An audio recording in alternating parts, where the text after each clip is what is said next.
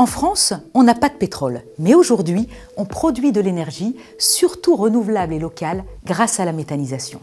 Et ça tombe bien, car il va en falloir du bio-GNV pour alimenter toutes les stations de distribution. L'Europe demande à ses membres de créer d'ici 2020 un maillage dense de stations de distribution de GNV et de bio-GNV. Nous allons vivre dans les transports, qu'ils soient publics ou privés, une véritable transition énergétique bonne pour l'environnement et le développement économique de notre pays. Mais sommes-nous prêts à relever ce défi? Nous sommes allés le demander à différents acteurs de la filière. Ils nous ont donné leur vision du GNV et du bio-GNV pour les années à venir. Le biogaz, c'est vraiment un élément extrêmement intéressant parce que vous allez pouvoir utiliser notamment la méthanisation, vous avez donc quelque chose qui est finalement très naturel et donc qui est totalement renouvelable. Pour fabriquer du gaz, on a des réseaux qui sont extrêmement importants en matière d'utilisation du gaz en France, donc une capacité de stockage, de distribution, de transport de ce vecteur énergétique qui sont très importants et donc qui peuvent être vraiment valorisés.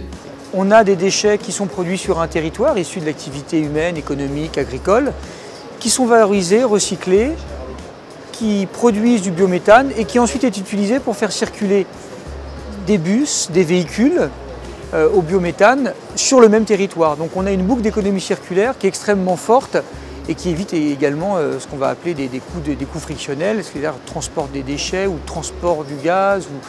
Et donc là on est sur des boucles très courtes qui nous semblent au cœur même de la future réussite du biométhane carburant en France.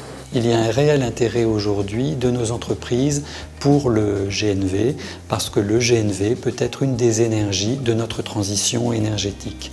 Nos entreprises demain s'inscriront dans ce que nous appelons le mix énergétique, c'est-à-dire la possibilité pour nos entreprises d'utiliser à côté du diesel des énergies alternatives comme l'électrique pour la distribution urbaine par exemple, mais également le GNV qui est particulièrement intéressant pour la moyenne et la longue distance. Le GNV est un carburant qui est particulièrement adapté au transport routier puisque je rappelle que 80% des transports se font dans un rayon de 150 km, donc le GNV est adapté aux moyennes et longues distances, et notamment la moyenne distance quand vous avez une régularité des trajets.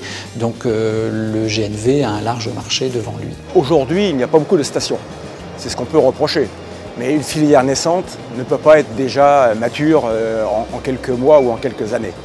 Donc on prévoit environ 1500 stations à l'horizon 2030, qui est demain, et donc à 45% du parc de véhicules transport de marchandises en 2030.